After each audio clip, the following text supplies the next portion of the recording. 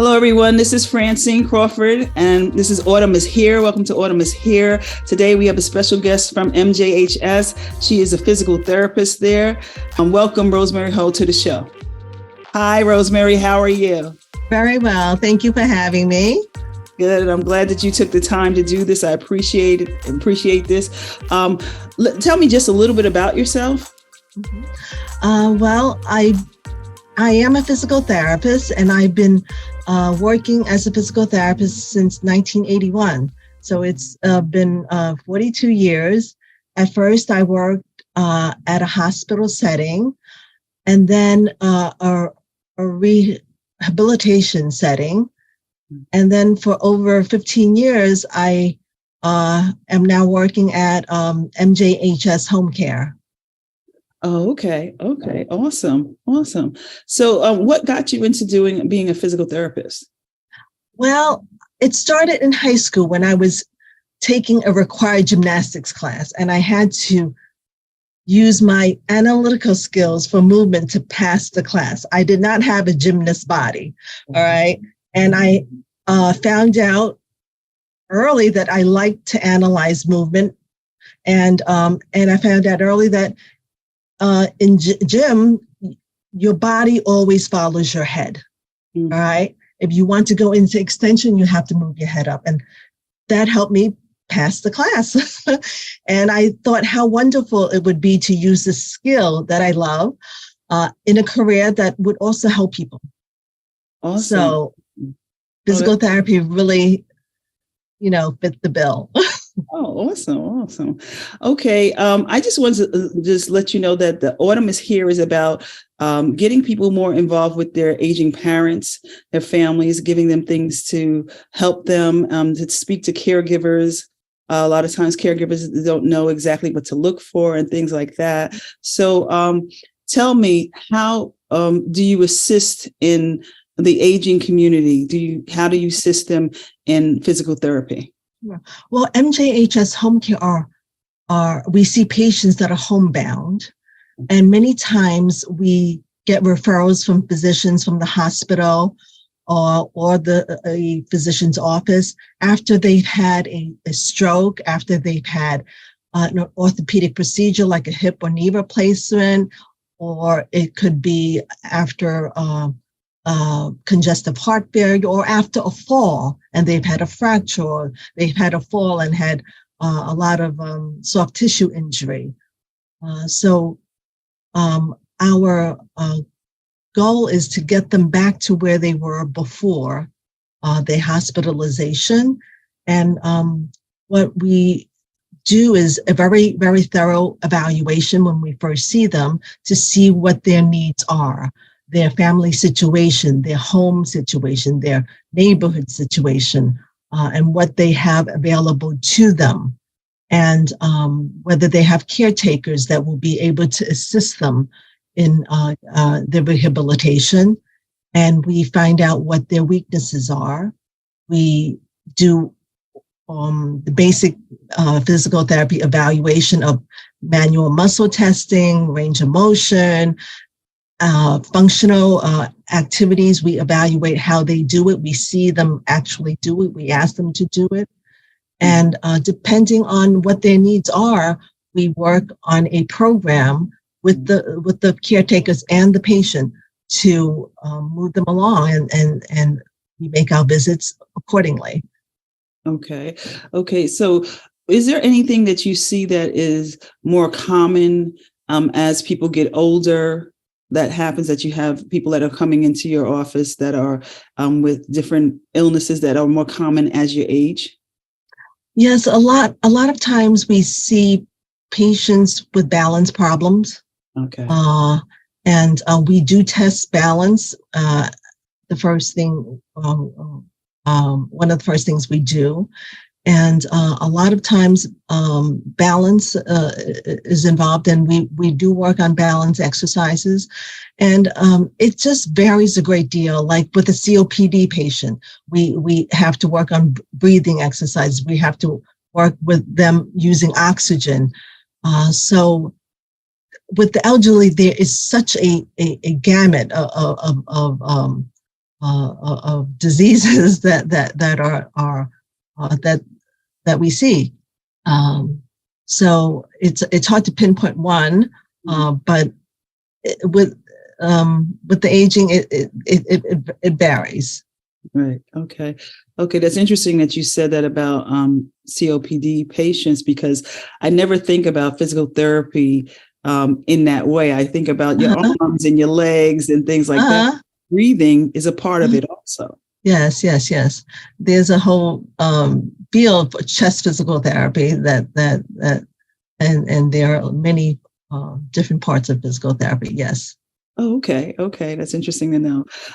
As far as caregivers, there's exercises that you would tell them to do at home. Are there things that they can do that you can teach them to do while they're at home to keep them? Absolutely. Depending on what they have for support, if it's a home health aide and they're living alone, even an activity like coming up to stand every waking half hour instead of sitting and watching TV the whole time, or reading a book for an hour, for hours on end. And if they watch a lot of television, we try to incorporate activities like when the commercial comes, please stand up. So that's your signal. And we give them home exercise programs that are with pictures, so that the family and the home health aides can help them. And they can be very simple, as sitting exercises, standing exercises, depending. And some of them might have to be in bed initially, and to make it safer for them. If they're alone, they can work on the bed exercises. When the home health aide comes, they can work on the more involved exercises. So depending on their situation, yes, we give them a home exercise program, and we hope they take it seriously and work with it. Okay. And with your experience, you've seen like the benefits of, absolutely. Of them getting well. Is there any story that you could share with us of someone who, had a great benefit over physical therapy, but using physical therapy? Yes, so many stories. And we usually see it in their function. All right. A knee replacement. Initially, they can't get out of bed by themselves, and then we go over the skills that's needed. First, assisting them in bringing their legs over the bed, and then afterwards they're able to go into the bathroom and they're able to walk, and then we work on exercises to get them further and further, bending their knees and getting them to get up more easily. We see it in their function. Okay. Okay. Awesome. So with caregivers that you give them instructions, they don't have to have special training, do they? Or, the instructions that you give them to use to help their loved one? Well, the home health aides do have training before they go on with their agency, before they come on to when they're at their agency, when they're hired, and they do have certain skills to assist the patient in personal care, and also light housekeeping to help the patient since they can't do it themselves. And yes, they do have the skills also to guard them, and we reinforce that with them because different patients need different assistance. So we tell them, this patient is very unsteady and she buckles a lot. You really need to put your hands on when she walks, or she really has a lot of weakness. You need to help her. If it's a private hire, we ask them, you have to help them lift up the leg first so that they can do the exercises. And we try to give them, maybe if you put a plastic sheet or a bag underneath the heels, they can move better. They won't need as much assistance. We give them tips to how to move better. Okay. Is there equipment that you use or that you give to the people that are homebound? Well, a lot of times, and patients are not aware of that, but they durable medical equipment to assist them with the walking. If they just have a cane, they've been using a cane only, but they need more assistance, like a walker. Equipment to in the bathroom, a shower chair, grab bars, and a raised toilet seat for next to the bed if they can't get to the bedside. We recommend equipment for them. And then for exercises, we do provide elastic bands for them if they need resistance, but mainly we use function, like getting out of bed more, or getting off the seat more often to use the muscles in a function to reinforce strengthening, reinforce the activities. Okay, awesome. So let me ask if there is something that you would say to a caregiver. I know that you give them instructions, but also in caring for someone, do you give them pointers about, patience or anything like that, or to use in doing these things? Because sometimes it takes a little while for the person who you're taking care of to understand exactly what you're telling them. Yes. Or like patients, their patients in dealing with them. Yes. Yeah. Often you see a patient struggling, the family members, and you just want to do the activity for them. Right. Like if they had trouble putting on their shoes and socks, you said, "Oh, let me do it," and we encourage them to give them the opportunity to do it, and to lean forward, at least to put on the shoe, even if they can't tie their shoelaces. All right, to reach over, because that involves bending down and getting the movement for getting up to stand if they lean forward. Leaning forward to reach to put on their shoes. And we encourage the family to allow them to do it. And it might mean taking a few more minutes to do the activity. And we encourage them to allow them to do it. Yes. Okay. Yeah, I just can imagine that sometimes you want to do it for them, or it takes them a little while, and some people can get impatient, or you don't know what to do to encourage them to actually continue with the exercise. And I tell them the more they practice, the easier it will get for them. And I said, if you do it, you'll get stronger, and if they do it, they'll get stronger. And then that kind of sinks in. Okay. Well, thank you for your information that you've given us. Is there anything else that you want to say to caregivers? I also want to mention that this month we have Asian American and Pacific Islander month, and we're celebrating that. And I want to know if there are anything that you want to say that you get involved with, like, do you use your culture in any way in the work that you do? Oh, yes. I am bilingual. I speak Cantonese. And right now I have a patient that speaks Cantonese. And I use, I guess, my cultural sensitivity in addressing them. When I go into a Chinese household, I would ask them first, "Oh, do you want me to take off my shoes?" Because that happens a lot. We're used to going home and taking off our shoes when we were little, and they are very happy. They said, "Oh, no, it's okay." Or I said, "You know what? And I see them all bare feet, and I'll say, "You know what?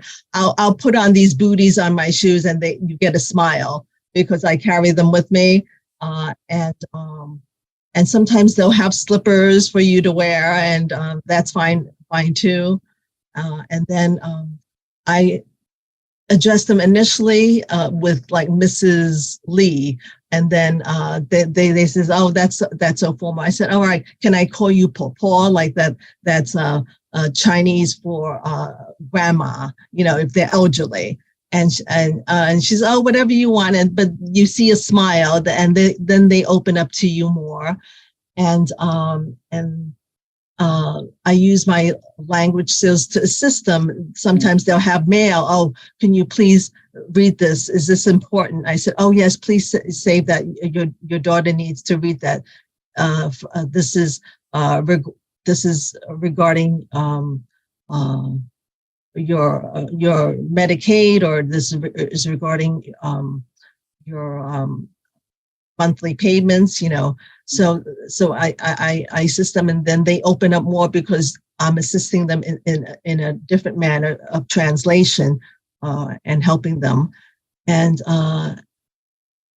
they are not bilingual, so they need help, especially with durable medical equipment. They don't know what's available to them. And when I see them and I treat them and I tell them, this is what you need, they're very pleased that I can get it for them and order for them and ask their physicians to sign off on them. Okay. Oh, that's great. Is there any kind of beyond you? Is there any program or anything else that they have that will help them to translate or get more information beyond seeing? In the communities, they have services. The Town Planning Council, they do have social workers there. Okay. Yes, and they can send their home health aides there if they can't get there themselves, or the home health aides can take them in a wheelchair. Yes, they do have them, and but many times, when they're home, they say, "Oh, if you're here, can you help me?" And yes, but for long-term assistance, yes, for translation, Chinatown Planning Council. Okay. CPC. Mm-hmm. Oh, that's awesome to know. Wow. And I'm sure it makes them comfortable when they see you and you're able to communicate with them, Yes. Mm-hmm. Especially with the aging adults. I'm sure they feel that that's a lot of help. And they just seeing you and knowing that you understand the culture and you can relate to them really makes them feel comfortable. Yes, they feel a lot more comfortable. Yes. Yeah. Okay. Well, thank you so much for all this information. I appreciate you taking the time to talk to us about physical therapy. And I thank you for just coming out and talking a little bit more about just aging. It's so important because your body breaks down. It's going to, and some people don't think that it works. Physical therapy is really going to help them in a sense because they don't take the time. I know it takes a little while for it to where you have to be patient with it because it takes a little while for people to get better. Yeah.